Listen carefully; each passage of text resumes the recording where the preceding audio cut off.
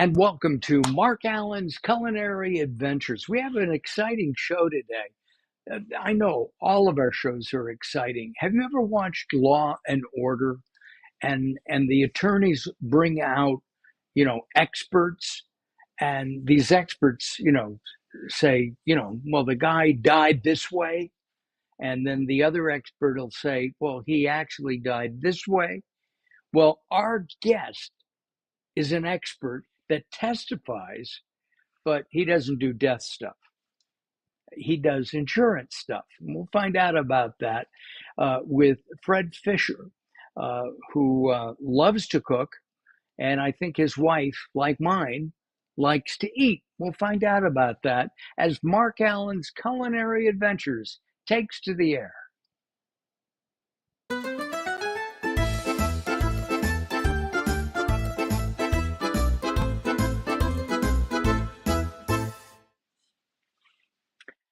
And welcome to our show. We've got some really interesting things to do. We're going to be celebrating Mother's Day. Okay, this is something you can make for mom. She's going to love it. And we're going to bring Fred Fisher in right now. Fred, welcome to our show. Hold on a second. There you go. I can talk now. Yes. Hi, Mark. How are you? Thanks for having me on your show. I'm hey, good. My pleasure. You were on our sister show a couple of weeks ago, I believe, right? Yes. Late Night Health. And you live in Southern California. And am I right in that you love to cook? Oh, yeah. Best way of saying hello to your friends I've ever found. No, I agree with you. And you've been with your wife a long time. Actually, let's see, 17 and 35 is how much, Carol? 52. Wait, 55. 55. You've been together 55 years. Well, we were friends for the first 17 years. It was like the storyline of when Harry met Sally was certainly very close to ours. Wow. That's very close. Got it. Very ours, similar. What movie, Carol? What movie would we be like? All right, she's not going to answer that. Safe move. What we're going to be doing today is we're going to be making a steak. Now, the recipe actually calls for fillets, and Carol and I both prefer ribeye. So we're going to be doing a ribeye. There are two, one for each of us, though we'll probably just share one because these are big, or have dinner again tomorrow night. And we're going to complement this with a baked potato. And these are white rose potatoes, courtesy, of course, of Melissa's. And let's go take a look at our Melissa cam. Is that a beautiful setup? We've got red potatoes and white potatoes in there. And we also have lots of asparagus. I love asparagus. Fred, are you an asparagus person? Absolutely. Although I prefer, call it asparagus, just in keeping with Latin tradition. Okay, if that's how you asparagus, asparagus, right? That's two. Two asparagus. Yeah, and asparagus would be plural. Yeah, other way around. Asparagus plural. I get so confused. We're going to start by melting some butter. And Fred, this is where you can direct me a little bit. I have some sweet butter. I'm going to take a little pad and put it into our pan. Now we are using a cast iron skillet. And we'll let that melt. In the meantime, I have a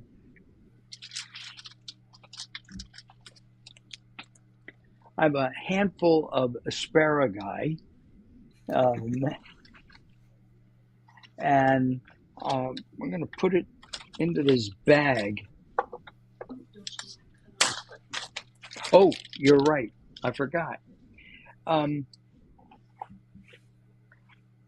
Fred, how do you cut the end of this? Yes, I do. Or do you, Carol, can you show me? Or do you break it? Because it I try. breaks. I like my knives. I do too. And it's They get faster. lonely in the drawer if they don't get used. Um,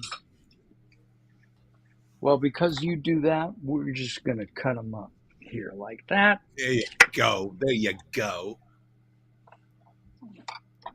And we'll put that in there. We're going to use some olive oil. This is Garcia de la Cruz. And you don't need too much, just a little bit. We have some garlic someplace. There we go. And I'm going to use this. How's the butter doing? Uh, The it be melting butter. melting. The melting butter. Go ahead and put Yeah, about that's a looking tea. good. Okay. Yeah, we don't want it to burn. Nope. And then we seal the bag.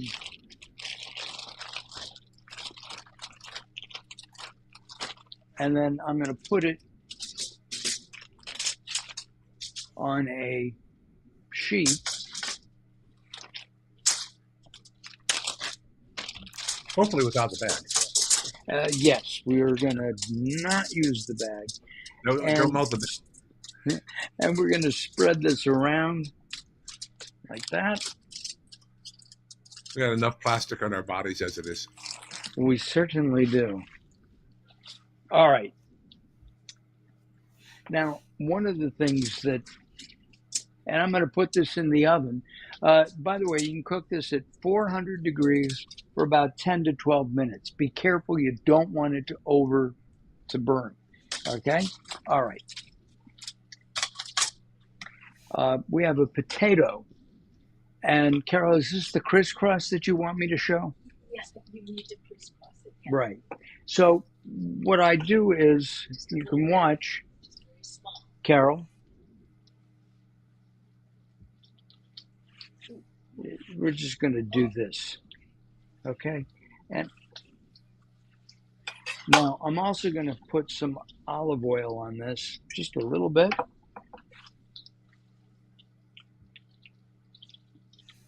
And we'll put that in the oven as well. Now that's going to take longer to cook. That's burning. All right. It's not burning.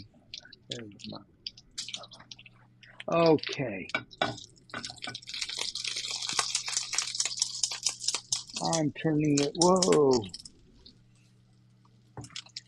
I Get that turned steak it. in there. Yep, that's what I got to do.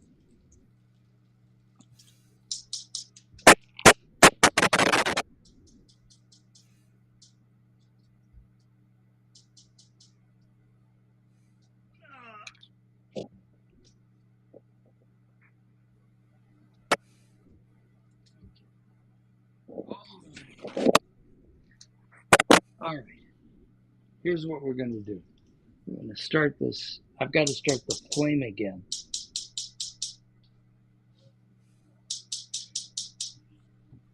And, oh, you know what?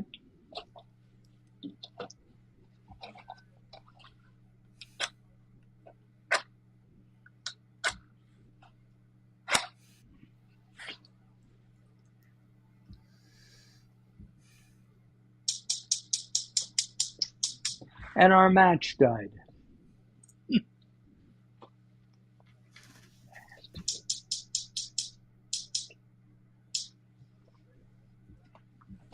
All right.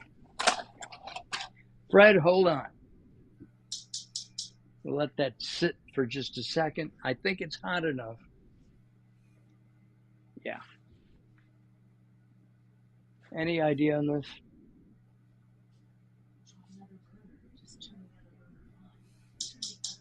Pay the gas bill? Yeah, we did. Yeah.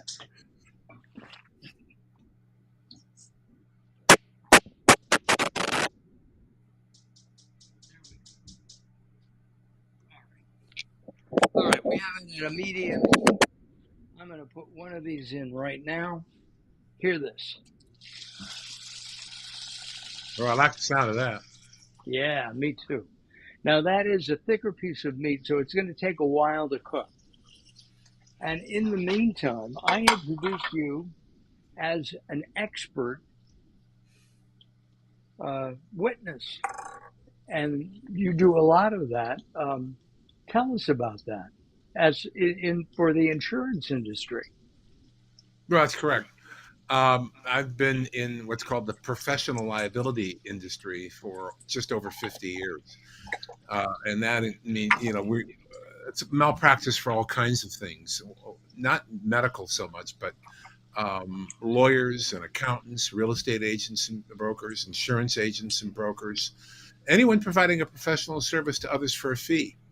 And then on top of that, you also get into what's called media liability and for publishers and people like you that do podcasts and broadcasts like this. That's a media liability exposure. And so anything that's considered specialty lines, director and officer liability would fall into that category.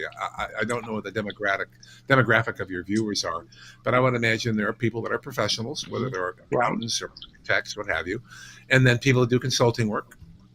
People that maybe be volunteering on the local board of the local chamber of commerce or school boards or other kinds of boards, volunteer work, or even involved the local little league team. Oh, And those would be. I remember the Little League. I was. I watched all the parents fight. yeah, there you go. But in any Yeah. event, when you're in acting in those capacities, you could become a target for a lawsuit for some kind, whether it's doing your professional work, or even doing some of your volunteer stuff. And so organizations like that, even nonprofit organizations, they have to buy insurance. And I'm sure we're going to clear the room now because we're talking about coverage, right? But let me tell you how serious this stuff is getting.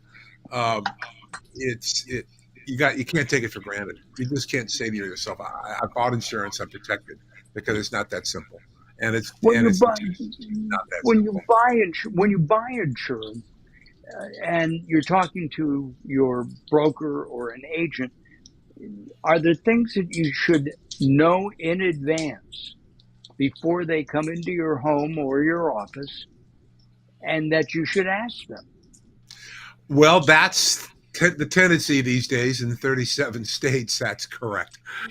Your insurance agent has no more duty to advise you or assist you than your server at Denny's. And California is one of them. Wow. The 37 states, and so you have to. The courts are ruling that you have to know what you need, as opposed to the person who's selling it, the person who's licensed, the person who had to take training to get a license and pre-education classes and continuing education classes. They know more about insurance in 5 years than you'll ever know as a consumer, and yet the Mhm. consumer in California and 36 other states uh, is supposed to know more about their needs than the person selling it, which is to me, and this is a personal opinion, Sure. absurd. But there are other states that don't follow that standard, but that's the way it is at the moment. And Um, you stick up for the insuree rather, well, yes or and do you do no. both? Yeah. To me, it's my caseload is such that I do both sides. I do plaintiff and defense Okay. work, but it's about the Got it. case. I don't take every case. I turn down a lot of them because I don't agree with the position they're asking for, or I don't believe I can, or I don't believe I have the expertise as well. But uh, to me, it's about the case, and if I like the case, I'll take it, and if I believe in the case, I'll take it. And if the facts, as I read depositions and look at the file materials and whatever, if it's consistent with what I was told, then we're in good shape. Sometimes I find out that some facts had not been told to me in the initial interview when I agreed to take the case. In which case, you'll have to call the attorney and say, "Look, we got a problem here. I don't know that I can help you." And And I'm you have pretty a wow. You have a book out. We yes. should put that. We'll put that up right now. Is that for consumers or is that more for the industry? For both, and I wrote it for the consumer. When I was talking earlier about professionals and people that volunteer and sit on boards of any kind, whether it's a big one for a major charity or a small one for a local PTA, uh, those types of policies are written on what's called a claims made basis. which most people probably haven't heard of. Your auto insurance, your homeowner insurance, and somebody slips and falls in your home or something. Those are written on what's called an occurrence basis, which means that the accident must take place during the policy term. When it comes to I'm sorry, we're still cooking. So well, I wait, just how we put doing? the Have you just turned it over? I did. All right. Smells terrific, and I've All turned right. the Well, we're not heat done down. yet, but I want to. All right. How long has that been turned? About a minute. 30 seconds. All right.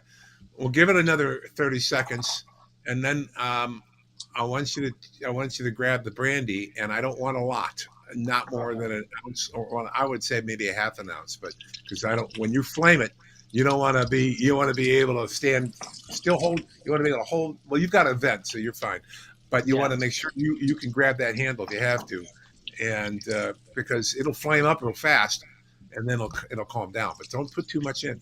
And are you going to be using one of those matches, or are you using a lighter? I'm going to use a match. Okay. Let's try it this way. I'm going to try to use a match because right. So I'm going to put in a splash. Now, should I put it over the meat or around Doesn't matter. the meat? Why not? Doesn't matter. All right. Get that match lit. A little more. A little more. All right, now go with the match.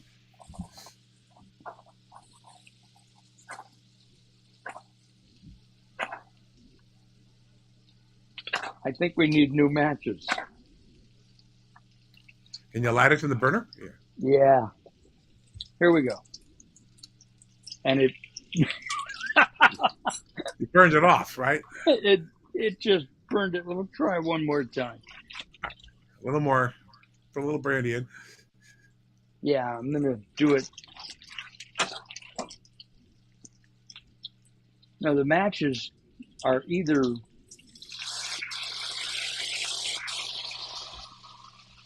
There you go. Light it now.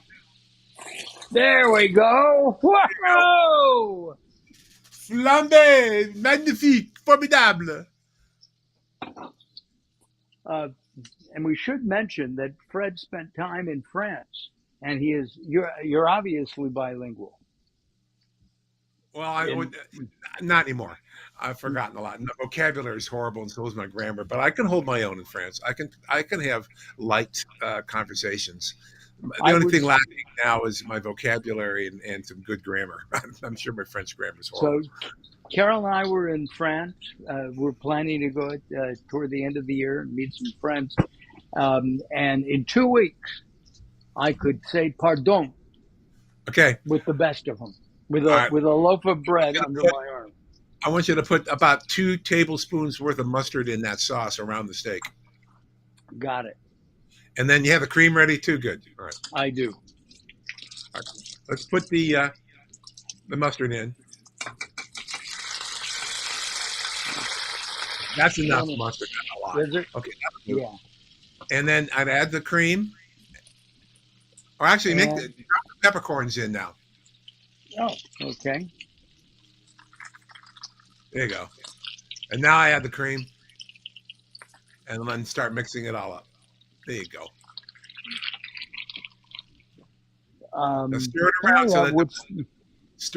so that the cream and the mustard get together. And you want to turn down the heat now. All right. Turned it down to low.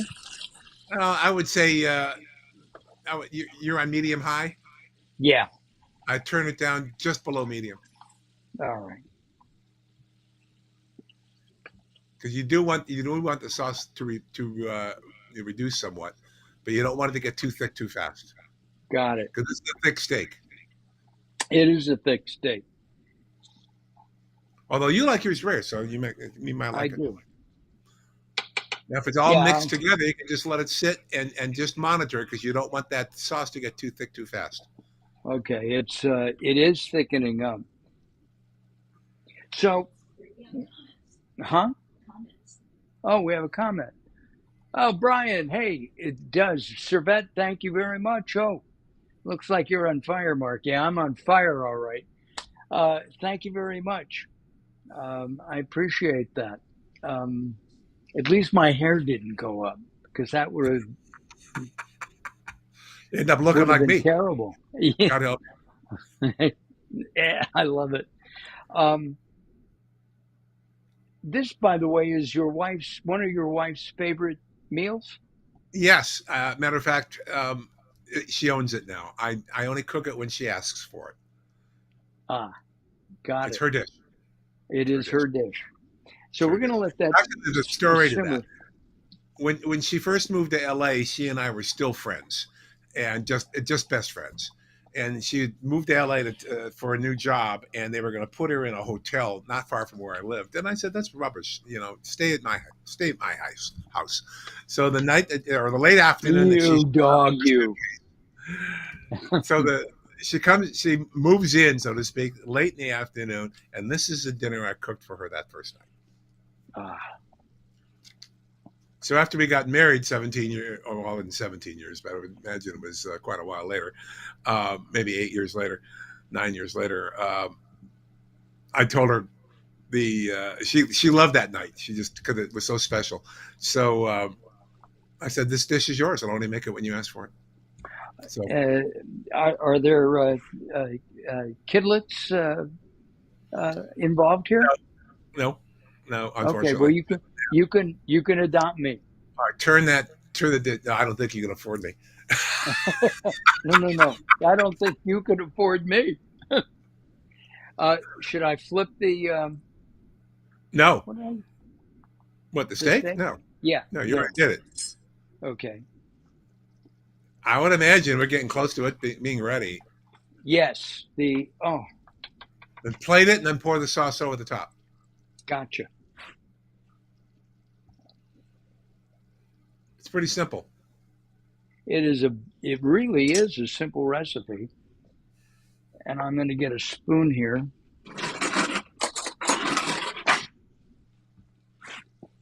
Make sure you get those peppercorns on there. And let's do it like this.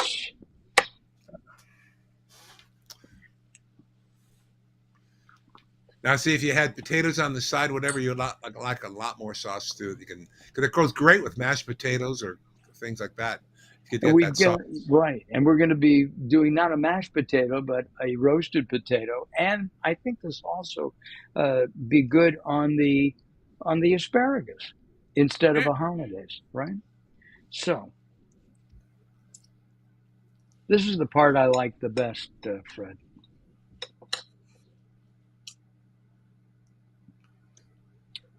It is,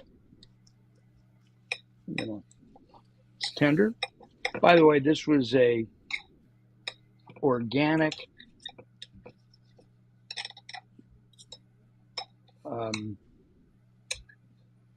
a little bit rare, but I like it that way. Are you a medium rare or well Medium or rare. Medium rare. medium rare? All right.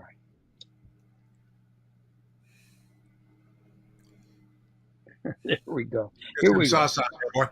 Yeah.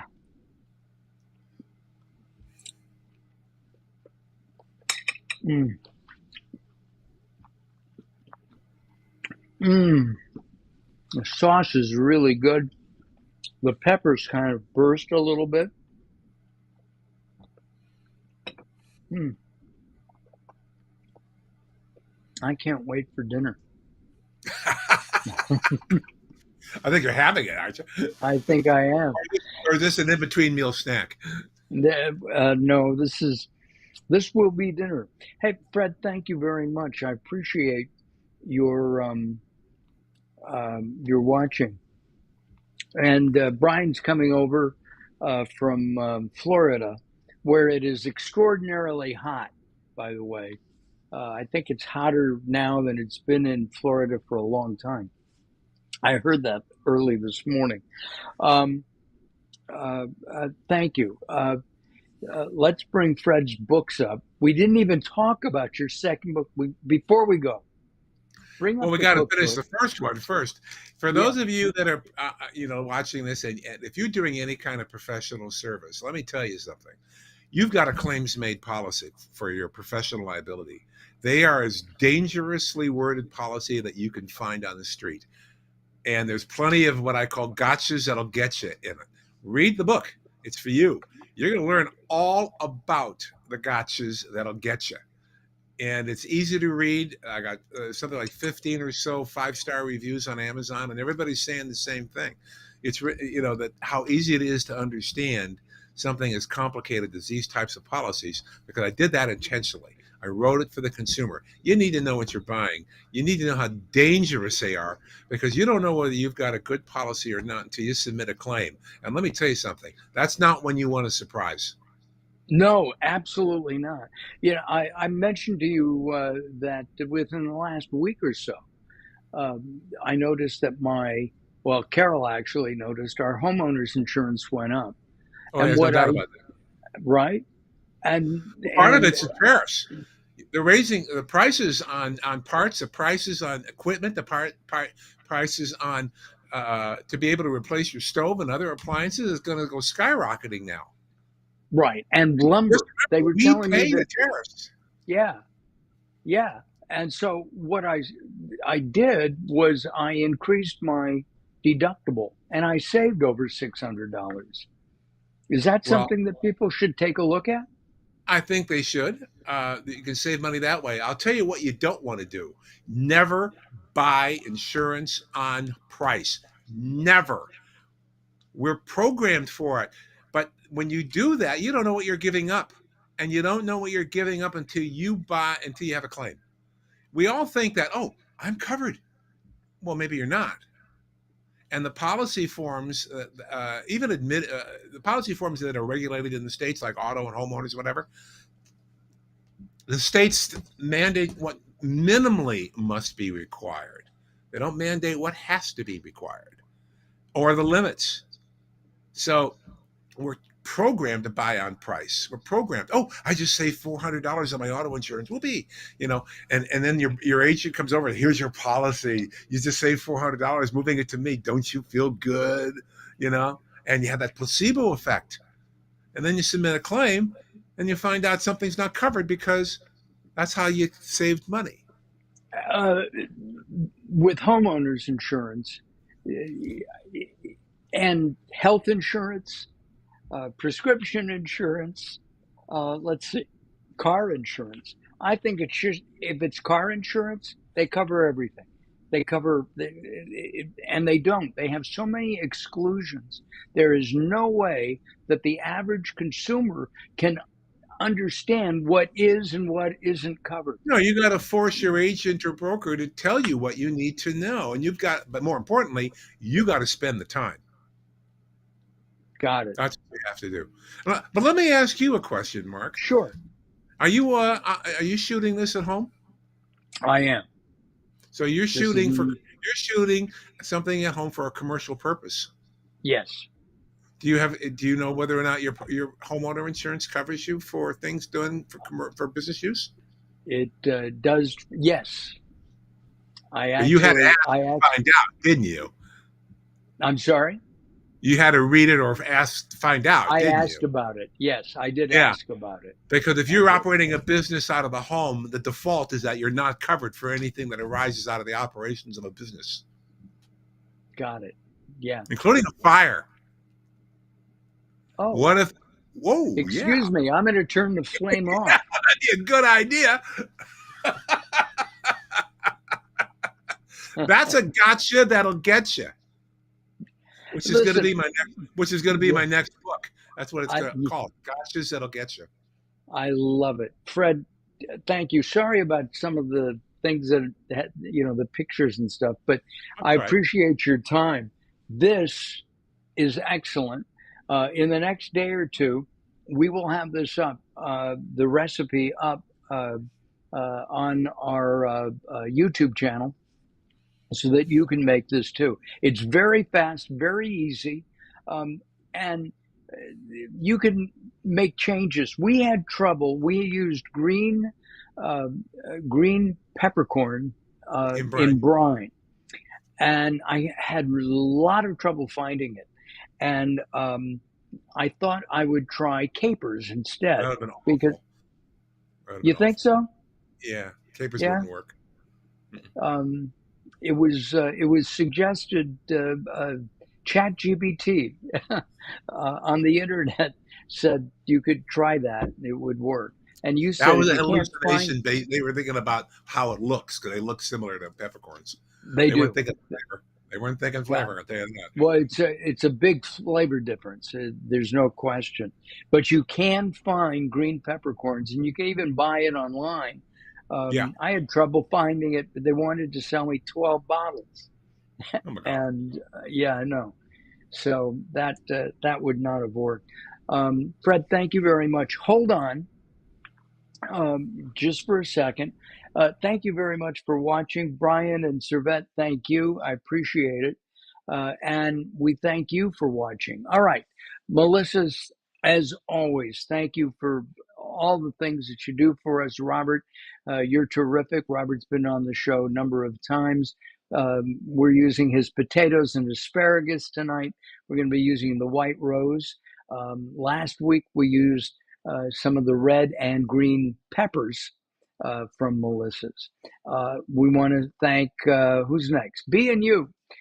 B&U makes a variety of honey products, not only for health, but also for cosmetic reasons and to make you look beautiful. Look at my skin. Anyway, and then we have Garcia de la Cruz celebrating 150 plus years of making olive oil from Spain, and it's just one of the best olive oils I've ever tasted. Is that it, or do you have more? That's it. Okay. Hey, listen, thank you very much. We'll see you next week. Have a great one. Happy Mother's Day, everybody. Make this. It's really good.